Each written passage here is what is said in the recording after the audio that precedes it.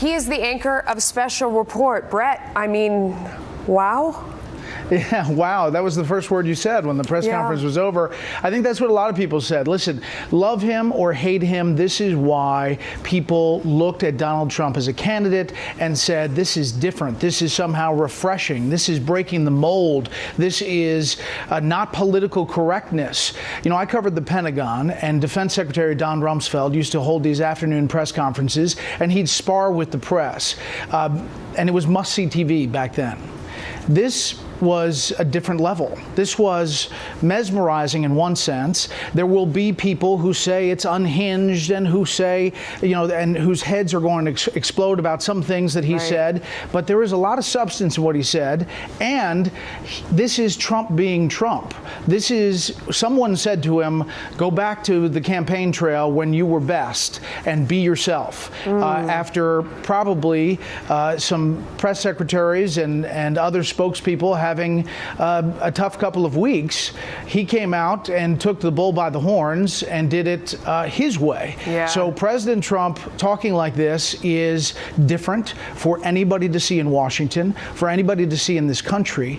For his supporters, it is ultimately refreshing, and 100% they're behind him. For his opponents, they think it's frightening and unhinged. And so somewhere in the middle there is the President of the United States trying to get things done. He made a ton of news, and I don't want to gloss over that. I mean, saying that we're going to see the Obamacare replacement in March. He said they are moving ahead on tax reform, that's coming along nicely. They drilled down very deep on the Mike Flynn situation, and he said again and again that Mike Flynn did nothing wrong, that he reached out to his Russian counterparts as he should have, that the problem was he came back and he told the vice president something that wasn't true, and then he didn't remember, and that wasn't okay. And in some ways, Brett, that begs even more questions, because if it was okay and he knew about it and he was directed to do it, why would he misrepresent to the vice president, Mike Flynn, that is, what he had done? I mean, do you feel resolved about that? Are there more questions?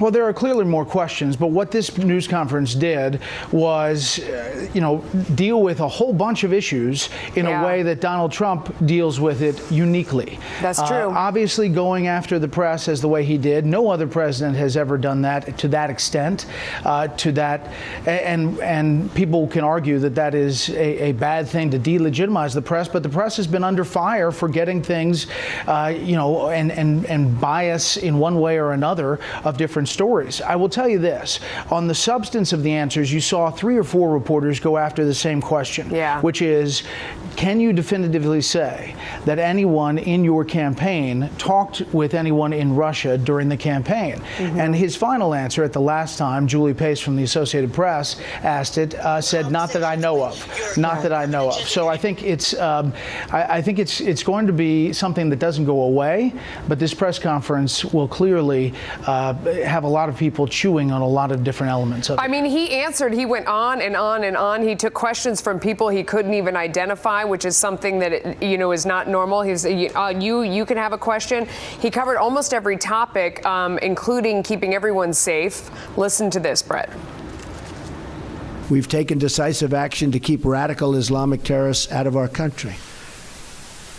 Though parts of our necessary and constitutional actions were blocked by a judge's, in my opinion, incorrect and unsafe ruling, our administration is working night and day to keep you safe, including reporters safe, and is vigorously defending this lawful order.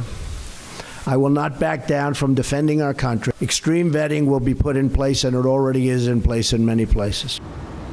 So he doubled down. He said there's a new executive order coming next week. At the same time, they are still pursuing the original one in court. What do you think of that?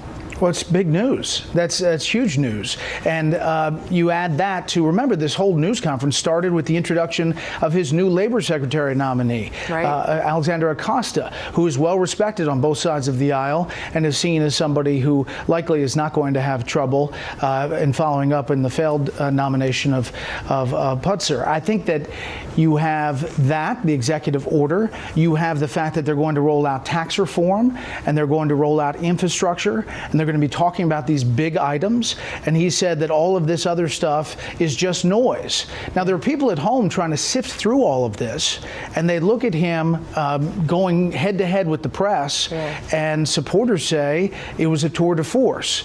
And again, the split is right down the middle of the country. Opponents say this is going to be an interesting time, and Democrats are going to continue to press. Yeah, and he almost finished on that point, Brett, where he said the country, pardon me, has been divided for a long time. And, you know, it's not President Obama's fault, but it was divided under him. And, you know, this is the way it's been. And sort of making that point that you were saying about the country, there was so much back and forth between him and the reporters coming back at him and him going back at them. I don't think we've seen that in a presidential situation. I don't know when. No, there hasn't happened. It hasn't happened like that. I covered the White House. It was not like that. No president has kind of riffed like this about the press and about the coverage, about who he watches and who he doesn't. And I think that we're in a different time, and people should get their head around that this is a different, unique kind of president. But this is why he was elected. Because in places like Michigan and Pennsylvania and Wisconsin and the states that usually vote Democratic, people said, you know what? Washington isn't working on either side. Kick the table over and try something new. Well, this is something new, and he has taken the initiative. We'll see whether he has answered the questions effectively on some of the key issues. Yeah. Brett Baier, thank you so much.